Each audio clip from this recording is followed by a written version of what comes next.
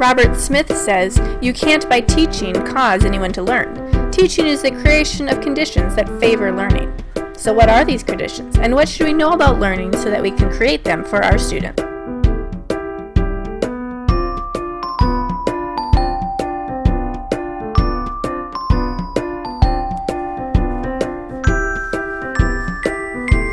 The constructivist theory of learning contends that new understanding is built on and connected to prior knowledge.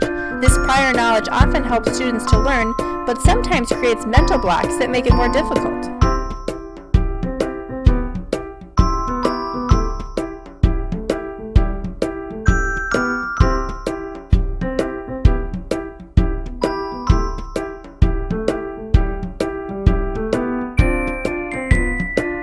To help students learn, we should activate their prior knowledge, explicitly correct misconceptions, and show how previous experience connects to new information.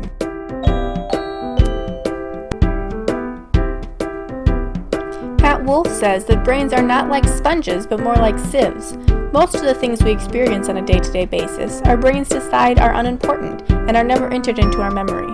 In order to actually learn something and retrieve it later, it needs to be meaningful or interesting.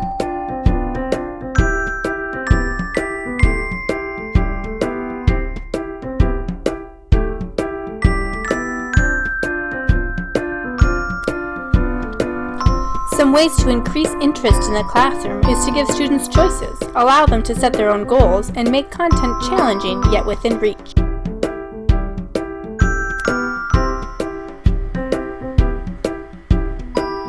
Because learners process information in a variety of ways, how much they learn often depends on how the information is presented. Howard Gardner's multiple intelligence theory illustrates that learners have various strengths and emphasizes the importance of balancing our curriculum.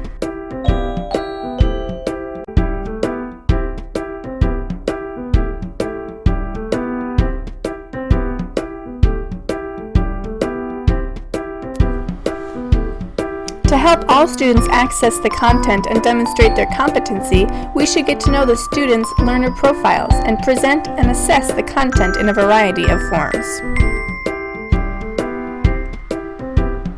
While some stress is crucial to learning and to life and can motivate and captivate students, too much stress actually causes the neural cortex to shut down. When teachers use threats and punishments as tools to control student behavior or motivate struggling learners, it actually inhibits learning. Instead, teachers should use positive behavior management techniques and find ways to motivate students that do not involve punishment. Neuroscience and the study of neuroplasticity has revealed that the brain has the amazing ability to change and adapt. Learning can be defined as the act of making and strengthening connections in the brain. These connections in the brain grow stronger with repeated use and through multisensory experiences that use multiple parts of the brain.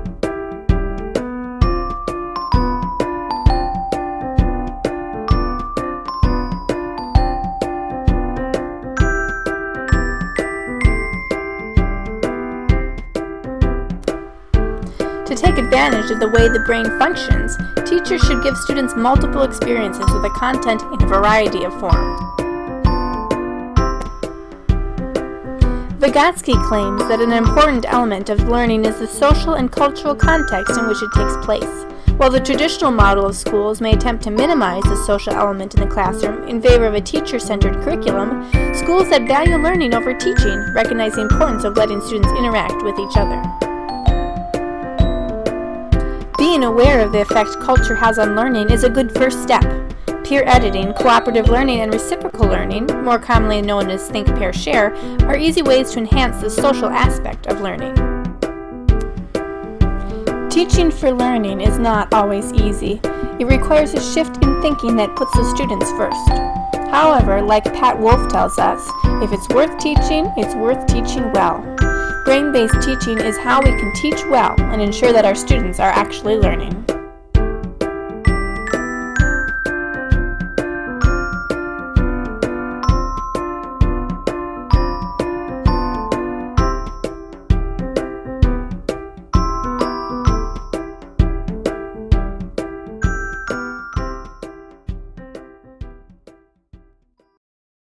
created using Powtoon.